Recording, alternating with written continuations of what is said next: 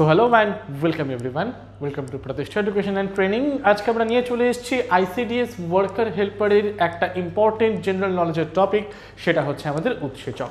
ওকে, general science ধরে চলো বা জেনারেল নলেজ ধরে চলো, আমরা কিন্তু ওয়ার্কার হেল্পারের প্রিভিয়াস ইয়ার কোশ্চেন দেখলে অনেক কোশ্চেন কিন্তু এই উৎসেচক টপিকটার উপর কিন্তু হতে দেখেছি। তাহলে এই উৎসেচকটা আমার কি জিনিস বা উৎসেচক কোন কাজে লাগে, উৎসেচক কোথা থেকে বেরোয়, তার ধর্ম কী, তার বৈশিষ্ট্য কী, এবং উৎসেচক থেকে কোন কোন ধরনের ইম্পর্টেন্ট প্রশ্ন আমাদের আপকামিং এক্সামগুলোতে তৈরি হতে পারে, সেগুলোর ডিটেলস আমরা নিয়ে চলে এসেছি আমাদের আজকের এই ভিডিওতে। তো চলো দেরি না করে স্টার্ট করা যাক। ফার্স্ট আমরা পড়ে নিই উৎসেচক কাকে বলে। আচ্ছা, আমি সরে যাচ্ছি স্ক্রিন থেকে। ফার্স্টে আমরা দেখে নেব উৎসেচক কাকে বলে এবং উৎসেচকের সংজ্ঞা কি বলছে। উৎসেচক সাধারণত প্রোটিনধর্মী যে দ্রবণীয় জৈব অনুঘটক সজীব কোষে উৎপন্ন হয় কিন্তু ওই কোষের নিয়ন্ত্রণে না থেকে নানা ধরনের রাসায়নিক বিক্রিয়াকে প্রভাবিত করে এবং বিক্রিয়ার শেষের নিজে অপরিবর্তিত থাকে, তাদেরকে উৎসেচক বলে। কি বললাম পয়েন্টটা জিনিসটা আরেকবার পড়ে নেব আমরা। উৎসেচক কাদের বলছি তাহলে? উৎসেচক মানে হচ্ছে যেটা আমাদের মানব দেহের সজীব কোষ বা জীবিত কোষ থেকে তৈরি হয়। এবারে আমাদের মাথায় কি ধারণা থাকে, কোনো জিনিস যদি কোনো জিনিসকে আমার তৈরি করে তাহলে সেটাকে নিয়ন্ত্রণে রাখার দায়িত্ব তার মানে সজীব কোষ থেকে যখন আমার উৎসেচকটা তৈরি হবে তাহলে সজীব কোষের কাজটা কি? উৎসেচকটাকে নিয়ন্ত্রণ করা। কিন্তু না, সজীব কোষ যে আমার উৎসেচকটাকে তৈরি করে দিল, ফার্দার সে কিন্তু সেটাকে নিয়ন্ত্রণে রাখতে পারে না। তার জন্যই কি বলছে উৎসেচক কি? উৎসেচক বা এনজাইম হলো সাধারণত প্রোটিনধর্মী যে দ্রবণীয় জৈব অনুঘটক সজীব কোষে উৎপন্ন হয় কিন্তু ওই কোষের নিয়ন্ত্রণে থাকে না, এবং সজীব কোষে উৎপন্ন হওয়ার পর কোষের নিয়ন্ত্রণে না থেকে নানা ধরনের রাসায়নিক বিক্রিয়াকে প্রভাবিত করে এবং বিক্রিয়ার শেষে নিজে অপরিবর্তিত থাকে।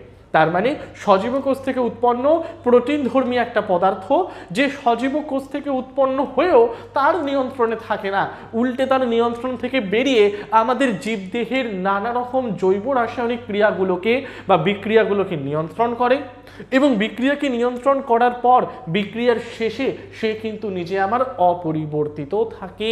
তাহলে এটাকেই আমরা কি বলবো? উৎসেচক বা এনজাইম বলবো। চলো আমরা নেক্সট পয়েন্টটা দেখে নেব। নেক্সট স্লাইডে আমরা একটু দেখে নেব যে উৎসেচকের বৈশিষ্ট্যগুলো কি কি। ওকে, চলো তাহলে ক্যারেক্টারগুলো জেনে নিই বা উৎসেচকের বৈশিষ্ট্যগুলো আমরা জেনে নিই। কি বলছে? একটি উৎসেচক কেবল একটি নির্দিষ্ট সাবস্ট্রেটের উপর কাজ করে। উৎসেচক যে বস্তুর উপর ক্রিয়া করে তাকে বলা হয় সাবস্ট্রেট। বেসিক্যালি উৎসেচককে তৈরি করছে কে? সজীব কোষ।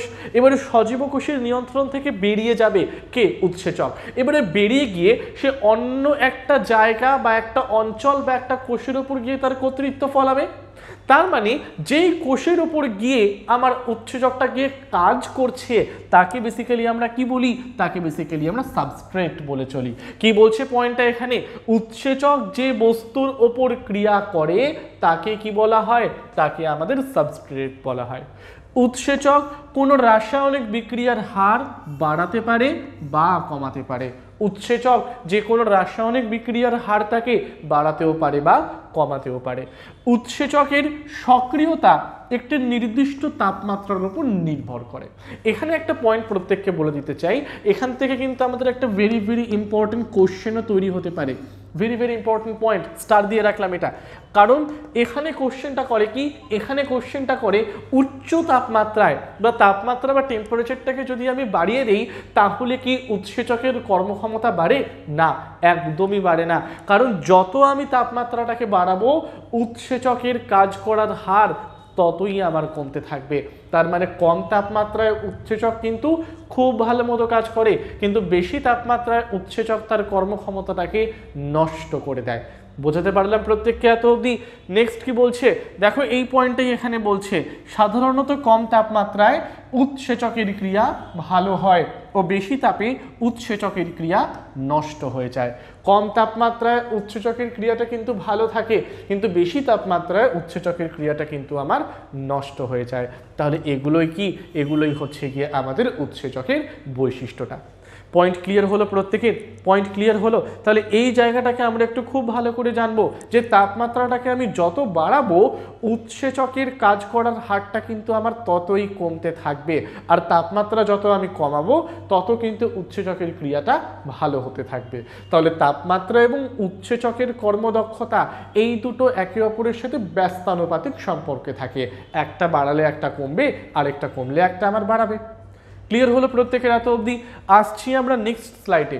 নেক্সট স্লাইডে যাওয়ার আগে প্রত্যেককে বলে দিতে চাই, যারা আপকামিং WBPSC ক্লার্কশিপ এবং মিসলেনিয়াস এছাড়াও ওয়েস্ট বেঙ্গল পুলিশ রিক্রুটমেন্ট বোর্ডের কনস্টেবল এবং সাব ইন্সপেক্টর এক্সামগুলোকে পাখির চোখ করছো, তাদের জন্য বলে দিতে চাই আমাদের প্রতিষ্ঠা এডুকেশনের তরফ থেকে আমরা নিয়ে এসেছি বেঙ্গল কম্বাইন্ড অনলাইন কোর্স, যেখানে ইয়ারলি 689 রুপিসের বিনিময়ে তোমরা কিন্তু পুরো 1 বছরের অ্যাক্সেস পেয়ে যাচ্ছ।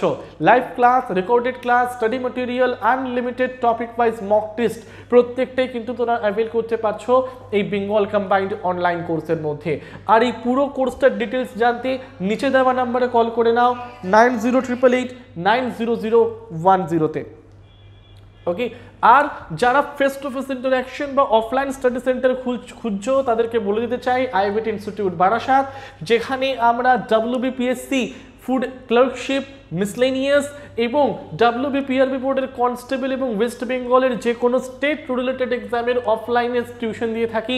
সেটা হচ্ছে কি মান্থলি 500-এর বিনিময়ে। ওকে, কি পাচ্ছ? স্মার্ট ক্লাসরুম, বাংলায় প্রস্তুতি, মক টেস্ট, স্টাডি নোট এবং অভিজ্ঞ শিক্ষকদের গাইডেন্স।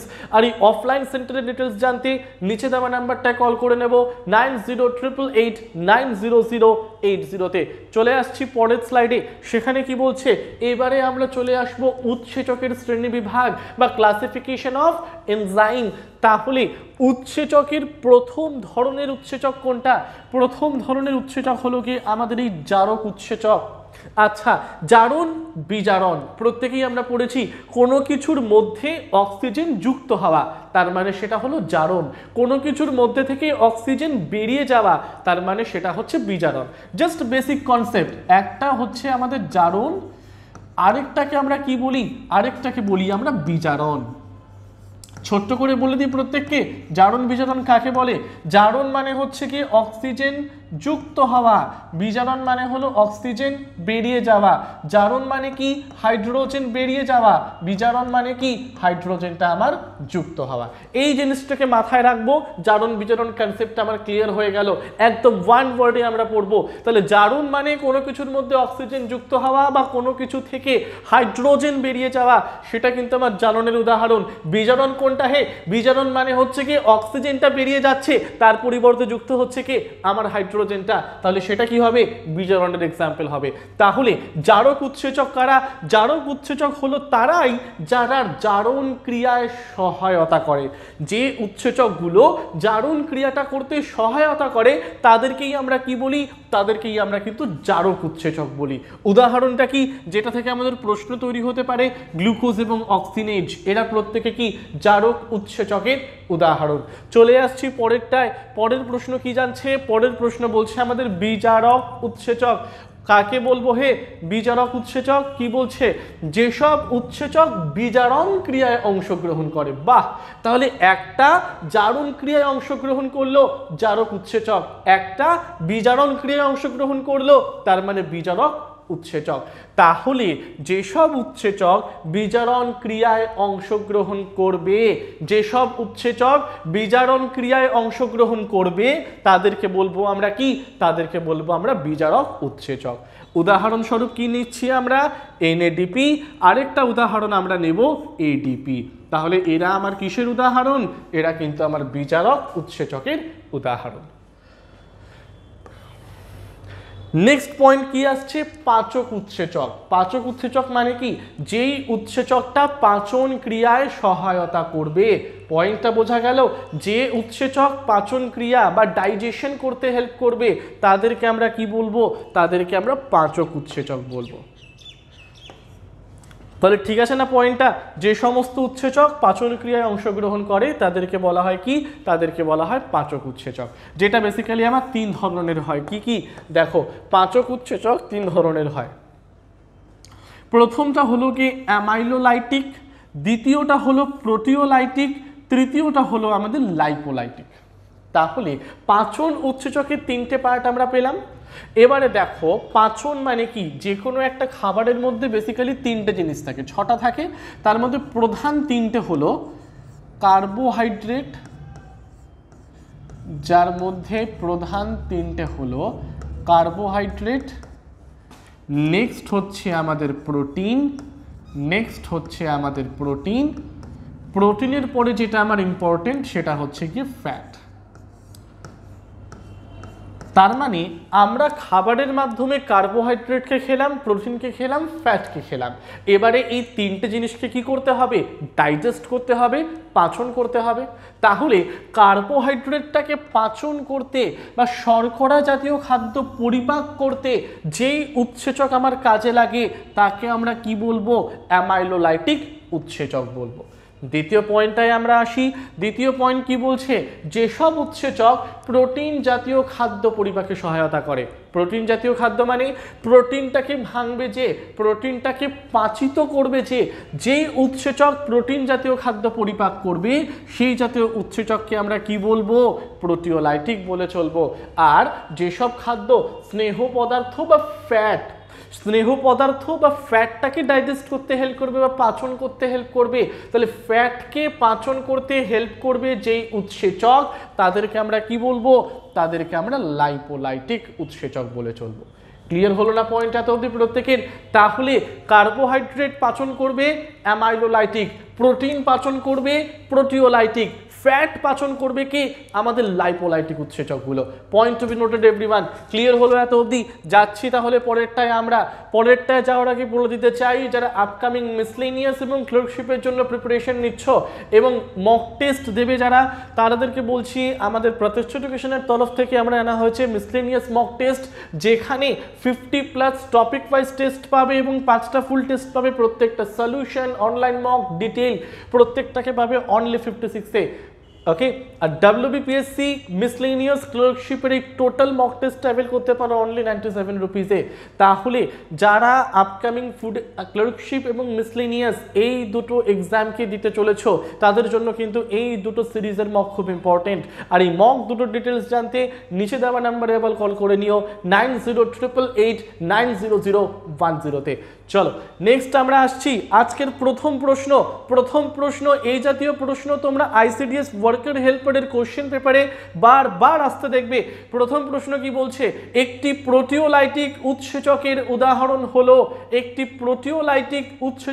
উদাহরণ হলো লাইপেজ, পেপসিন, মল্টেজ নাকি অ্যামাইলেজ।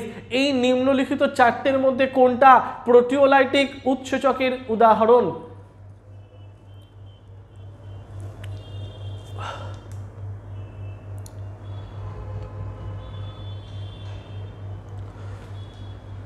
চলো তাহলে এটার ক্ষেত্রে সঠিক উত্তর কোনটা? প্রোটিওলাইটিক উৎসেচক প্রোটিনকে ভাঙবে যে, তাহলে প্রোটিনকে ভাঙার জন্য এখানে একটা মাত্রই উৎসেচক প্রেজেন্ট। সেটা কি? সেটা হলো কি পেপসিন। পেপসিনকে কোথায় পাওয়া যায়? পেপসিনকে পাকস্থলীতে পাওয়া যায়। আরেকটা মোস্ট ইম্পর্টেন্ট প্রশ্ন আমি এখান থেকে পেয়ে গেলাম, পাকস্থলী থেকে পাওয়া যায় পেপসিন, যেটা প্রোটিনটাকে পাচন করতে হেল্প করে থাকে। একটা কোশ্চেন অ্যান্সার চাইবা প্রত্যেকের কাছে কমেন্ট বক্সে, প্রত্যেকে কমেন্ট বক্সে অ্যান্সার দেব। HCl হাইড্রোক্লোরিক অ্যাসিড আমাদের দেহের কোন অংশে তৈরি হয়, বা মানব দেহের কোন অংশে বা কোন অঙ্গে HCl বা হাইড্রোক্লোরিক অ্যাসিডটা তৈরি হতে পারে? এই কোশ্চেনের অ্যান্সার প্রত্যেকের কাছে চাই কমেন্ট বক্সের মধ্যে। চলো পরেরটায় চলে আসি আমরা। কোশ্চেন নাম্বার 2, যে উৎসেচক পাকস্থলী থেকে খরিত হয় সেটি হলো ট্রিপসিন, পেপসিন, টায়ালিন নাকি রিপসিন? আচ্ছা চলো এটা বলো, পাকস্থলী থেকে কোন উৎসেচকটি খরিত হয়? এইমাত্র বললাম আমরা আলোচনা করলাম যে পাকস্থলী থেকে কোন উৎসেচকটি আমার খরিত হয়।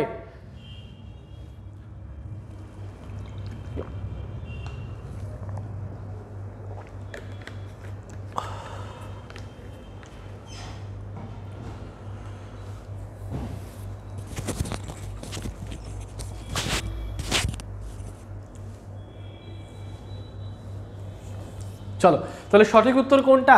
পাকস্থলী থেকে ক্ষরিত হয় আমার যে উৎসেচক তাকে আমরা কি বলবো? তাকে আমরা বলবো হচ্ছে কি পেপসিন। কি বলবো তাকে? তাকে বলবো আমরা পেপসিন। Option number B.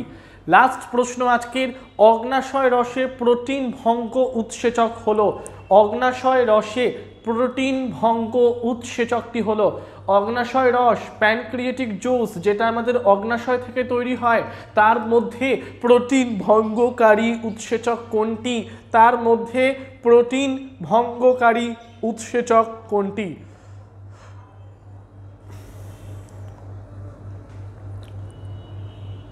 উত্তর দিই তাহলে এটার সঠিক উত্তর কোনটা?